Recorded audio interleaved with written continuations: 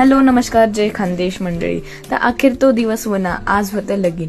आणि इकडे आई आणि त्यांची 2 मुलं. तर आईंना घेऊन आम्ही सगळेजण निघालो होतो गावी जाण्यासाठी. लग्न होतं कळवणला पोहोचलो, रेडी वगैरे झालो. तिथे एक वर्स्ट एक्सपिरियन्स झाला मला पार्लरवालीचा, तो मी नेक्स्ट व्हिडिओमध्ये सांगेलच मी तुम्हाला.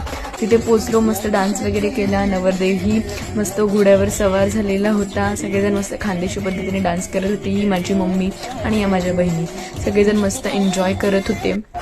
आणि नवरदेव आलेला होता प्रवेशद्वारावर आणि त्याच्या स्वागताची जोरदार तयारी झालेली होती. मग नंतर वहिनीने इकडे डान्स सेट केलेला होता, मस्त तिने डान्सही केला. आणि त्यानंतर दोघांनी जोडी मिळून डान्स केला. आणि इकडे दादा वहिनीचा डान्स बघूनच त्याचं दिल एकदम गार्डन झालं.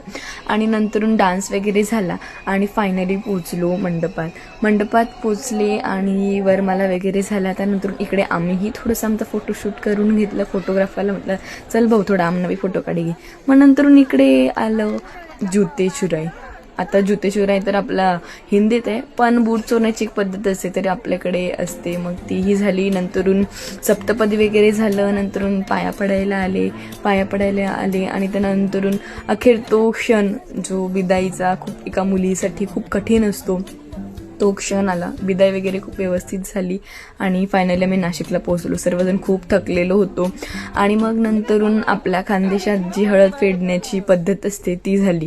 आणि ही हळद फेडायची पद्धत जसं आम्हीही लहान होतो बघायचो, खूप इंटरेस्ट येतो ना हा व्हिडिओ बघण्यासाठी किंवा ही पद्धत बघण्यासाठी. सगळे लोक असे बघत राहतात नक्की काय चाललं, नक्की काय. त्यात आमना 2 आत्या, इथल्या भांडतीस 2 बहिणी आणि त्यात ह्या पोरं इथल्या हशी रंगतात की बस.